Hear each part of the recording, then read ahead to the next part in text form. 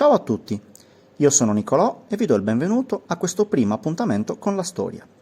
Il podcast che ascolterete, infatti, sarà soltanto il primo dei tanti realizzati dal settore comunicativo della cooperativa Villa Abbas per raccontarvi, in maniera semplice, chiara e veloce, le bellezze, la storia e le curiosità sul territorio di Sardara,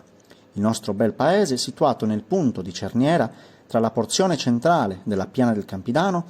e le prime gentili alture della Marmilla, cui fa da contraltare a soli 3 chilometri il modesto complesso montuoso del Monreale, sulla cui cima maggiore sorge l'omonimo castello giudicale.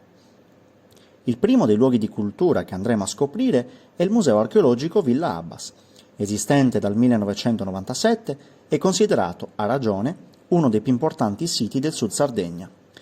Deve il suo nome, così come la nostra cooperativa, ad un antico insediamento di origine medievale che si trovava in quella che oggi è la località termale. Villa Abbas significherebbe, appunto, città delle acque.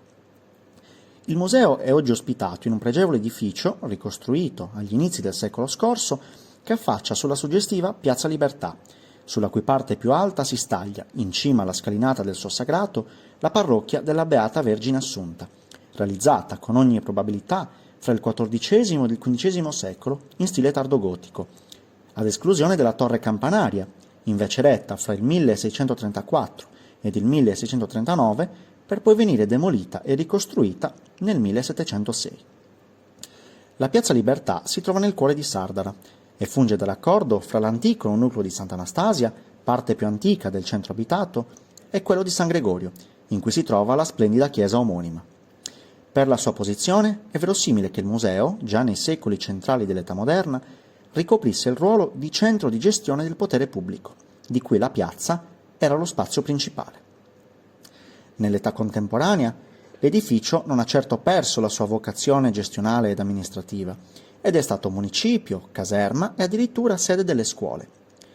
Il Museo Villa Abbas ospita una collezione straordinaria, che va dal periodo neolitico fino alla seconda metà del XV secolo, quando per convenzione si fa finire il Medioevo. Al suo interno sono conservati non solo i reperti restituiti dalle campagne di scavo che hanno interessato i numerosi siti del territorio sardarese, ma anche quelli ritrovati durante le indagini archeologiche che hanno coinvolto la stragrande maggioranza dei contesti più importanti del Medio Campidano, tra cui, per citarne alcuni, quelli di Guspini, San Luri, Furtei, eccetera. La ricchissima collezione del museo documenta la complessità delle culture materiali che le diverse fasi della storia umana del territorio hanno sviluppato, dando conto, a 360 gradi, della pluralità dei modi di vita e di concepire il mondo delle popolazioni che lo hanno abitato. Non vi resta dunque che venire a trovarci.